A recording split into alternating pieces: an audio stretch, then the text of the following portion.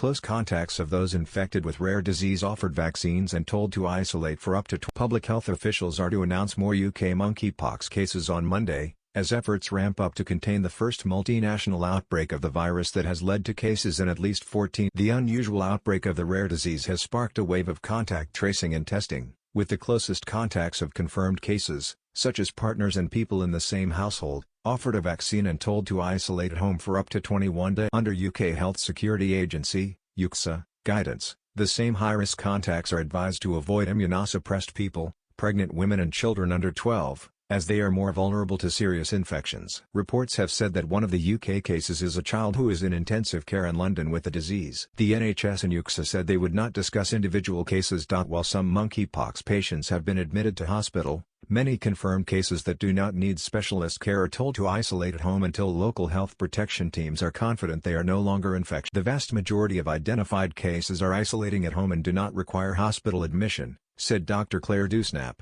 President of the British Association for Sexual Health and HIV. Monkeypox does not spread easily, and most people who become infected develop only mild symptoms, including fever, rash and blisters, which can clear up without. But the virus can cause more serious illness in those with weakened immune systems, pregnant women and Dr. Susan Hopkins, Chief Medical Advisor to the UKSA, said further cases identified over the weekend would be confirmed on Monday. Since the first was announced in the UK on 7 May, a person who arrived in London from Nigeria, the agency has confirmed 19 more cases, the majority among young men who have sex. The outbreak is unusual because although the UK has had sporadic cases of monkeypox before, 7 from 2018 to 2021, all previous cases were linked to travel from. Most of the latest cases in the UK and beyond have no known links to parts of West or Central Africa where the virus is in. Globally, more than 180 confirmed or suspected cases are being investigated in at least 14 countries. More than half are in Spain and Portugal.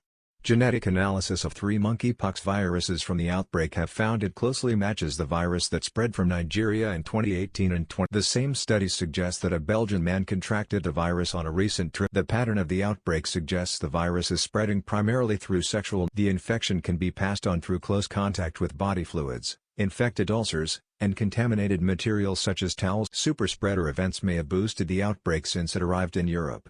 I think it's possible that some of these outbreaks will be driven by superspreading events, said Dr. Michael Head, a senior research fellow in global health at Southampton University. For example, the Spanish health authorities are looking at a sauna as a site of single exposure that resulted in many second. The reportedly mild presentations of several cases may also be a factor, in that people will be more mobile and potentially likely to socialize. However, we do still need to understand more about the transmission dynamics.